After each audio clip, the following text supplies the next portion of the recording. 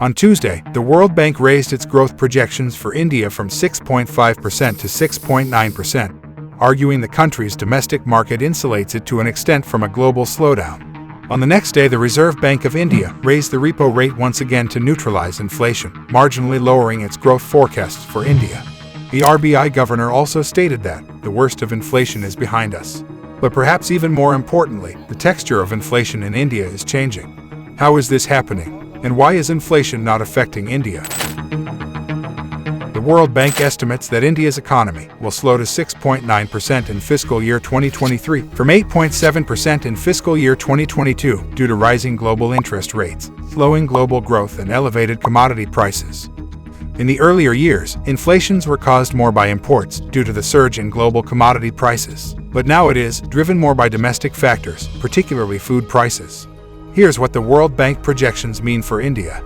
Essentially, the World Bank lists three factors behind the inflationary surge in India between February and April 2022: higher prices of food and fuel, elevated core inflation, and a low base. Fuel inflation was driven by multiple fuel price hikes amid a spike in global oil prices. Food prices surged as cereal, edible oils, vegetables, and prepared meals prices jumped on adverse domestic weather conditions, while global food prices rose amid a fertilizer crunch. Meanwhile, core inflation remained elevated because of COVID supply disruption and higher transportation and input costs.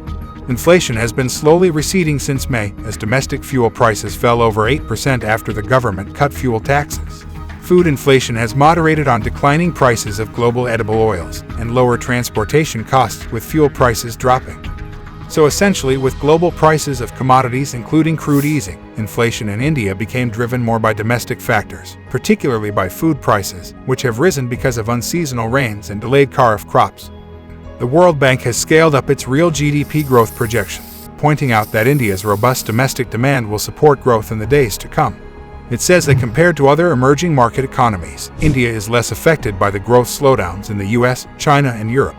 The report says that the impacts from the US, Europe, and China are at least 1.5 times larger than for India. India's sound economic fundamentals, robust forex reserves, and prudent macroeconomic management give it an edge. I hope you liked the video and helped you spot misleading news stories for what they are. If you have any questions about this video, please feel free to leave a comment.